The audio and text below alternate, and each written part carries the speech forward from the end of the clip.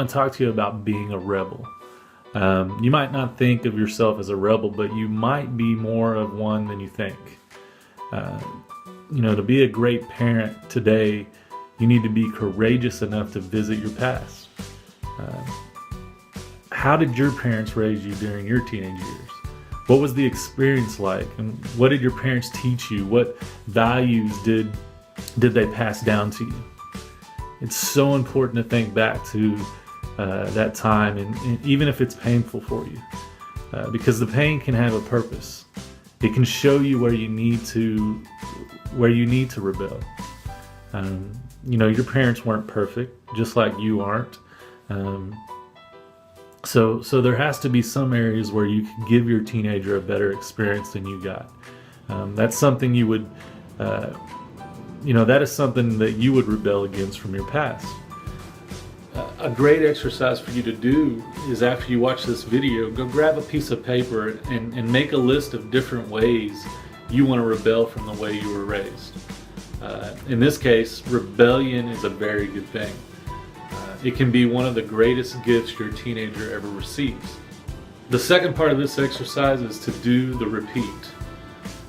I'm not at all trying to beat up on your parents. Your parents hopefully did a lot of things right. Just think through the different areas where your parents did a great job raising you as a teenager. These are the things you want to make safe, or you want to make sure to repeat with your teenager. It's so powerful when you and I repeat the great truths and experiences we received from our parents. It's what builds a heritage.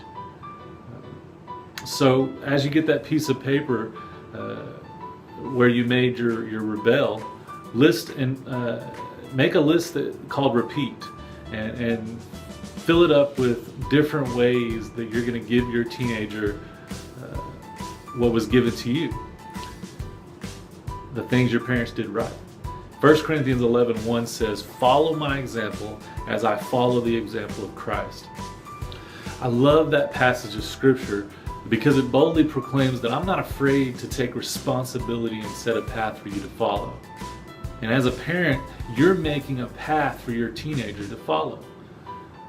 And one of the best ways to ensure that the path that you're carving out leads to Christ is to look back at the path your parents marked out for you. This will allow you to determine what you should rebel against and what you should repeat.